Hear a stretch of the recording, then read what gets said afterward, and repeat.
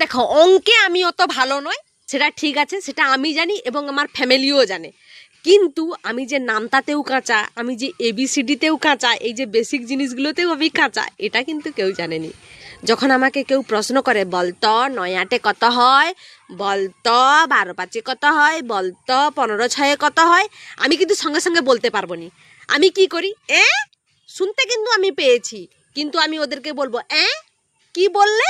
আমি এদিকে মনে মনে মনে মনে মনে মনে নামতা গুনে গুনে গুনে গুনে যাই। যখনই আমার নামতা গুনা হয়ে যায়, তখনই বলি কি বললে, আচ্ছা ওইটা, ওটা তো এটা হয়। মানে ওরা জানে যে আমি অঙ্কে হয়তো একটু কাঁচা আছি, কিন্তু এগুলাতে আমার একদম একদম স্ট্রং, কোনো একদম ব্যাপার নয়। এবার যদি কেউ আমাকে জিজ্ঞাসা করে, বলতো এম এর আগে কি হয়, বলতো পি এর আগে কি হয়, বলতো এস এর আগে কি হয়, আমি না ওগুলোও বলতে পারিনি, বিশ্বাস করো। আমি A B C D E F G H এইরকমই পড়ে পড়ে পড়ে পড়ে যাই যে কার আগে কি হয়। আমাকে যদি সঙ্গে সঙ্গে জিজ্ঞাসা করে, আমি বলতে পারিনি। কিন্তু এটা তো বুঝতে দেওয়া যাবে নি, এটা আমি এই জন্য ওই রকমই করে বলি, কি বলছো, কি বললে, কার আগে, কি বললে, কার পরে।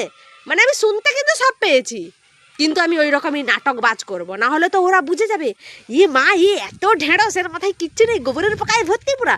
কিন্তু আমি কেন ওটা বুঝতে দেবো? মোর কি একটা লোক লজ্জা নেই নাকি যে আমি বুঝতে দেবো যে আমি এগুলাও পারিনি? আমি এখনো পর্যন্ত কিন্তু বুঝতে দিইনি।